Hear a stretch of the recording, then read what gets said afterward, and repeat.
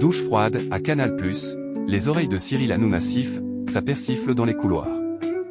Dans quelques jours, C8 cessera d'émettre. Suite à la décision de l'Arcom, de nombreuses personnes risquent de perdre leur emploi. La colère est palpable dans les couloirs de Canal+. La chaîne a cumulé plus de 7,6 millions d'euros de dettes, suite au manquement de Cyril Hanouna.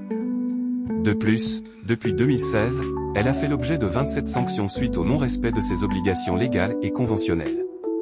La fin de C8 entraîne avec elle la fin TPMP, son émission phare. Mais elle conduit surtout à la suppression d'emplois. De nombreux salariés ont désormais un avenir professionnel incertain. Quelques-uns se sont confiés dans les colonnes d'actu.fr. Ils affirment avoir tiré plusieurs fois la sonnette d'alarme, vis-à-vis de Cyril Hanouna.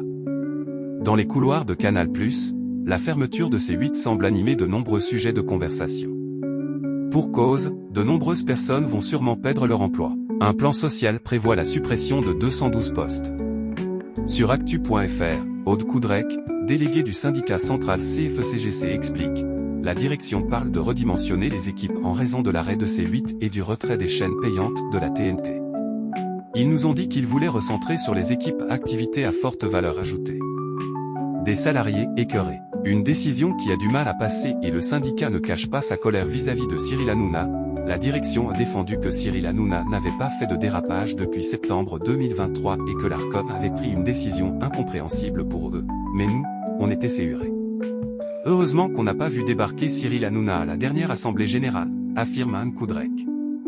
D'autant plus que le syndicat avait plusieurs fois mis la direction en garde, ce n'est pas faute d'avoir alerté notre hiérarchie au fur et à mesure des dérapages de l'animateur. Néanmoins, la chaîne a recours avec un plan de sauvegarde à l'emploi, PSE.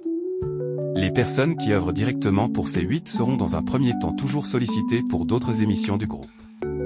La déléguée syndicale affirme ensuite: une chose est certaine, c'est qu'ils continueront à être rémunérés.